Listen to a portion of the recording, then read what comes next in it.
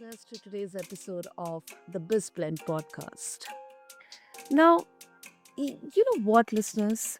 Growth always isn't just about numbers, it is about reshaping the way people see themselves and the world around them.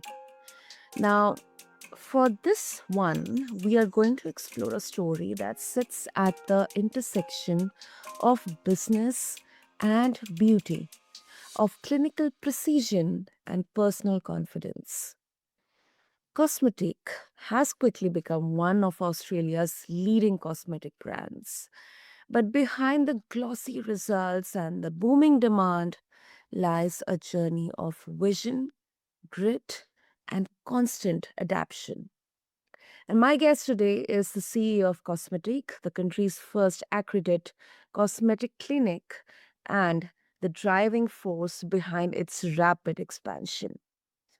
With nearly 20 clinics already thriving and a national franchisee program, opening doors for clinicians and entrepreneurs, this isn't just about building a business.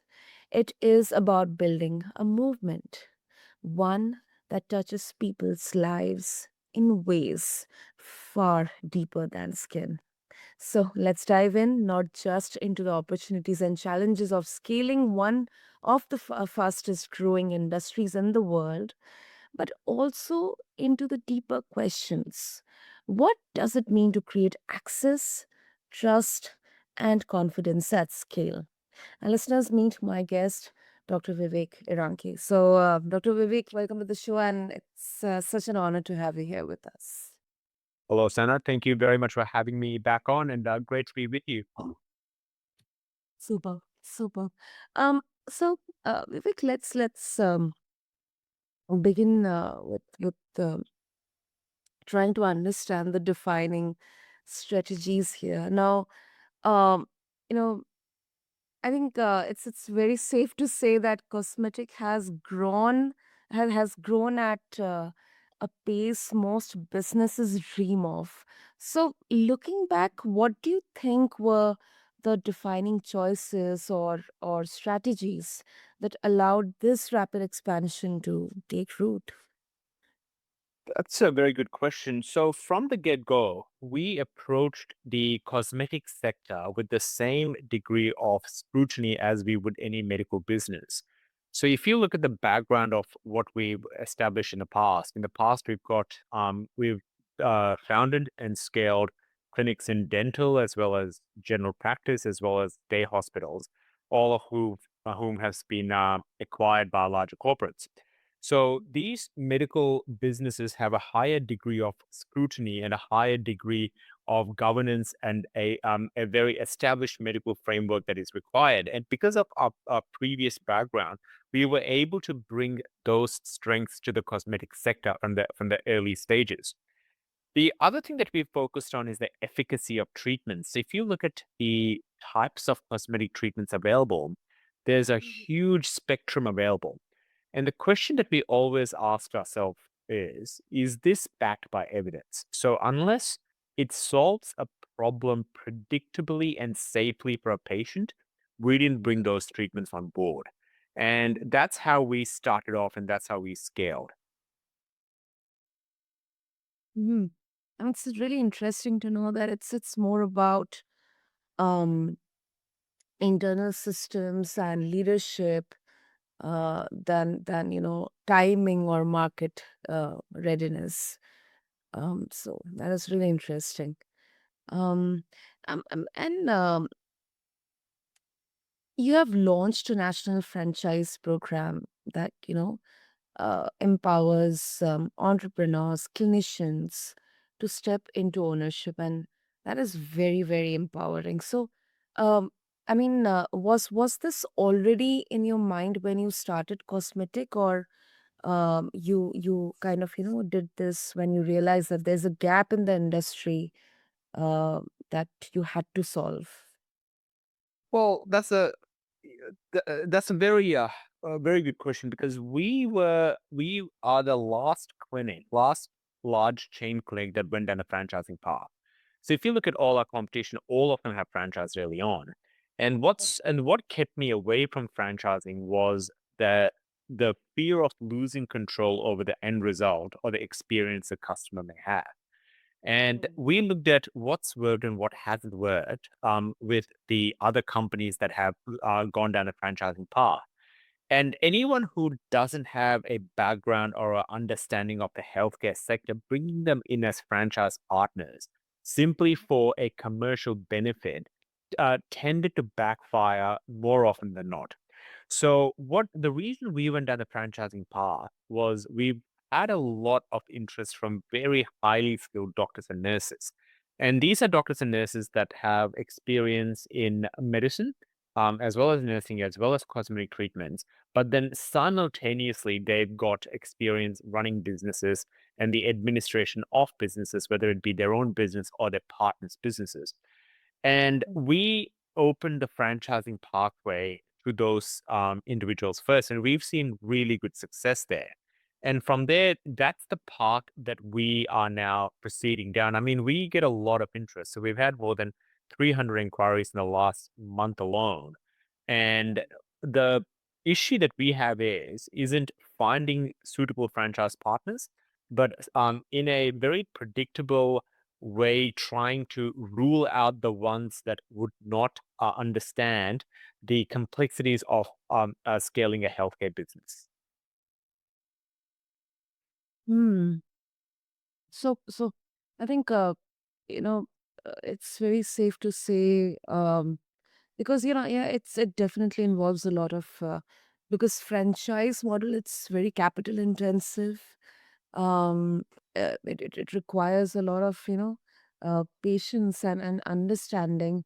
uh you didn't immediately jump onto it because your other competitors were already into this. So you took time to understand the backbone in there, the problems in there, and then you very mindfully approached it.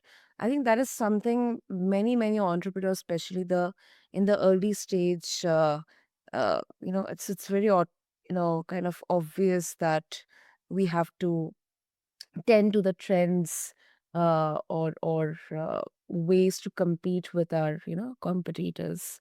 How much, I mean, uh, like what were your main surprising findings when you started with expanding into the franchisee model?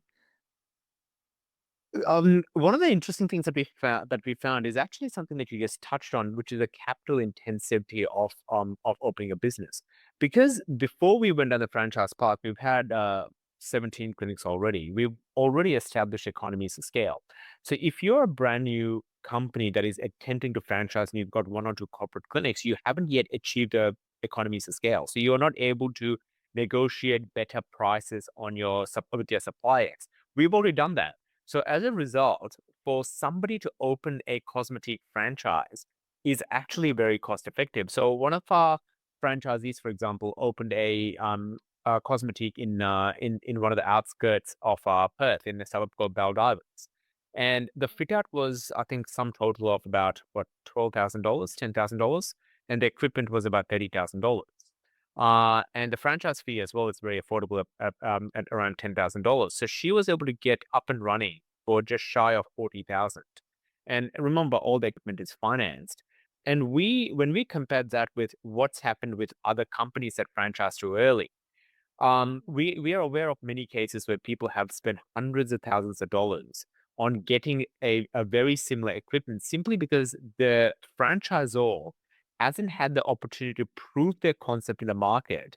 And as a result, suppliers were not comfortable extending very good terms to the franchisees. But we've already done that, and that turned out to be a huge advantage for us. So, and the reason for that is if you're a franchisee and you were to spend your hard-earned money opening a clinic, you want to get returns on of the investment very quickly. Yeah. And yeah, and that's a position that our franchise partners are in, and this is the reason why we are very careful in who we select. And the reason for that is we want to pick people who prioritize clinical safety as well as customer service, so that it promotes the brand and thereby attracting more customers and more franchise partners. and it benefits everyone basically. Hmm. That's really impressive. And also, um, we also try to touch the challenges here. Now, every fast growing brand will also face growing pains as well. What's been one of the toughest challenges in balancing clinical standards, then patient trust, and then along with that rapid expansion, Vivek? I think the biggest strength and the biggest weakness of any company are the humans, right? So the biggest strength that we have are our nurses. So our nurses and our doctors, for example, are the ones that tend to our patients, and hence we look after them. We always review their performance, provide them additional training. But on the same token, sometimes you don't really understand how somebody will be with patients until they start with the patients. And that's Mm. where also the biggest weakness of any human intensive business lies, or a service based business lies, in that you don't understand the person until they're in the role.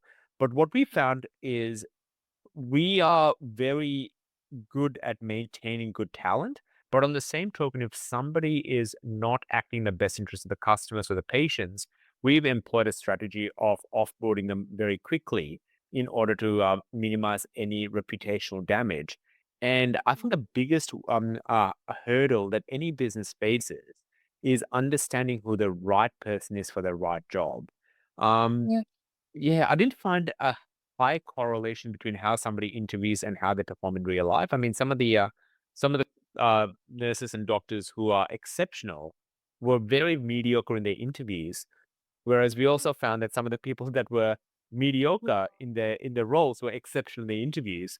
So it's hard to find correlating factors. That I think is the biggest challenge of any business. The other big challenge is obviously the moving parts involved. So, and again, when you're delivering medical care to patients, there's a lot of supplies that need to reach the clinic at the right time. There's reliance on IT services. So these are all things that occasionally, from time to time, may need additional reviews. But yeah, I would say that that's a secondary concern of any company. That's and the first one is actually very, very surprising, Vijay. Very surprising. Mm, okay, okay. And since each clinic is this, every franchise is like a, a replica of the main one. How do you maintain a sense of local trust in each clinic while still pushing national consistency? We have a very standardized set of policies and procedures. So from the start, all our clinics have nurses that are all trained through the similar pathways. They all use the same equipment, same suppliers, same scheduled medications, so same brands of Botox, same brands of fillers. So realistically, from a clinical perspective, the care delivered in any of these clinics is are consistent across all of them. So with the corporate clinics, our nurses sometimes, for example, take a working holiday from one state to another state, and they want to work in one of our clinics while they're on their working holiday. And the access to the clinics and the layout of the clinic is exactly the same, so they fit right in. Now, on the same token, where strength is in consistency, the strength is also in the differences as well. So what we find is, again, when we bring in very strong franchise partners on board, it helps form the trust between the franchise partner or that nurse and the patient, because they have a degree of comfort that that nurse will be there for a very long time, and that they can forward plan all their treatments, and they form a very healthy rapport with the nurse or the doctor in those clinics. Mm, yeah, yeah, I think. And I think uh, it's a very good example of how um, crucial it is to maintain that balance between human connection and then the brand systems.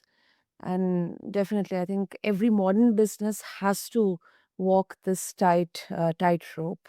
So it's very interesting to see an example in there becoming a success. Now, talking about cosmetic industry, Vivek, of course, it's often seen as driven by trends. Every we see different kind of trends becoming kind of a norm every month or every day maybe. How do you decide which services to expand into without being pulled into too many directions by the passing fads? I mean, do you completely go with every demand that you get from the customers, or you see the good and bad, the pros and cons, and then you decide to go with those trends? We try to avoid trends because ultimately what happens is there are certain things that are classics, right? So, for example, a classic, beautiful aesthetic is something that is timeless. So regardless of if it's in the 1950s, 1960s, 70s, or 2025, a very proportional and symmetrical face is always considered beautiful. So Mm. anytime there is a fad or a trend, we find that that is extremely short-lived, and really jumping on these fads and trends isn't in our best interest to push for the customers.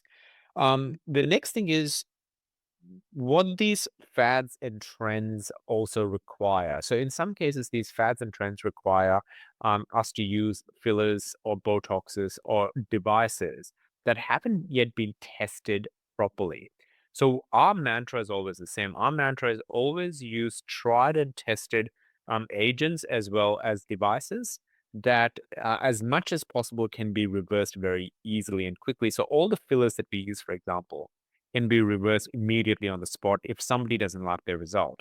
Some of the newer pillars can't do that. So we are very hesitant about jumping on fads. Now, over time, sometimes fads themselves get entrenched and become part of the normal vernacular as well as the normal tapestry of aesthetics. And under those circumstances, we are very happy to bring them on board. An example of this could be, for example, larger lips.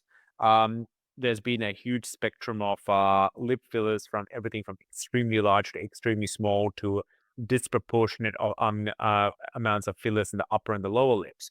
But when we started going into lip fillers, we've approached it from the perspective of what is classic and what the majority of patients find appealing. And this has helped us entrench ourselves as a market leader when it comes to injectable lip filler treatment. Now, more than 40% of our treatments are lips now.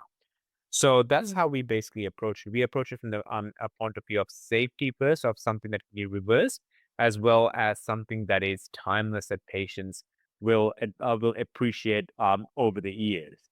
Um, and I think that approach is a safe approach as well, because if you look in Australia, Australians spend the highest amount per capita on cosmetic treatments than anyone else in the world.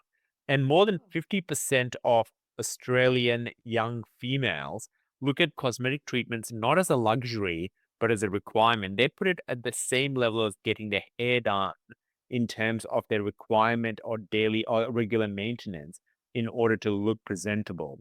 So when the treatments themselves have become entrenched into culture, we don't need to go after fads. We just need to do the basics and do them well. Yeah, but that makes sense. That makes sense. Yeah, that's an interesting observation. Um, and of course, there's a considerable amount of criticism as well around the fact that not fact, but um, that cosmetic industry kind of feeds insecurity more than it empowers confidence. It's kind of portrayed.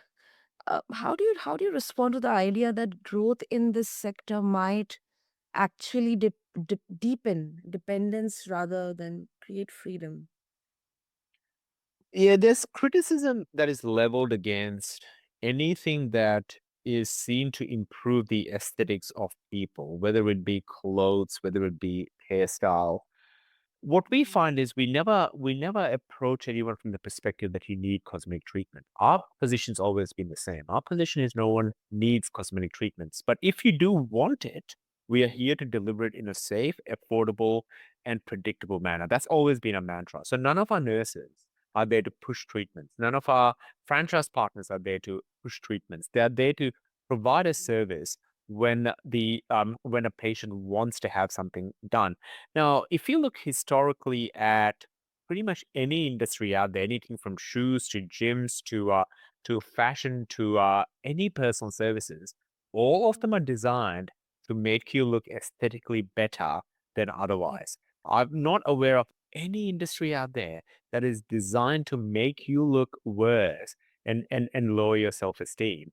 So I personally think the cosmetic sector is an amazing sector because what you're doing is you are treating young, fit, healthy people in a way that maximizes their self-esteem.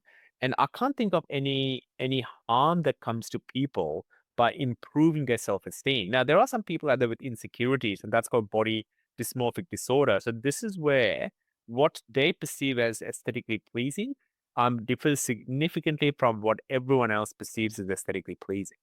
Or or there are people out there where they want aesthetic results that are simply unachievable.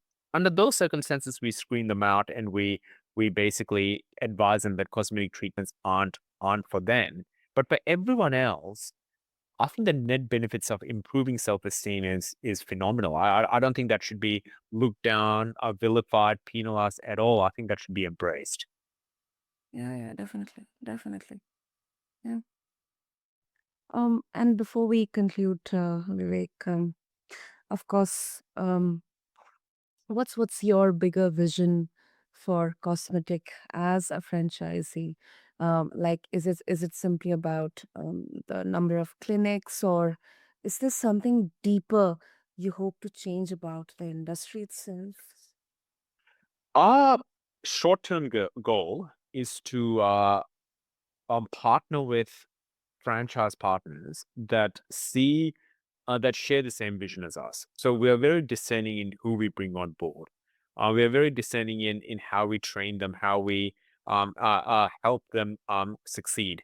So that's our short-term goal. Our long-term goal is to provide a network of clinics around the country and beyond that provide patients with a degree of comfort and a degree of safety that they are being seen by somebody who's well trained and has their best interest at heart, whether it be providing treatments in an affordable manner or providing treatments in a safe manner.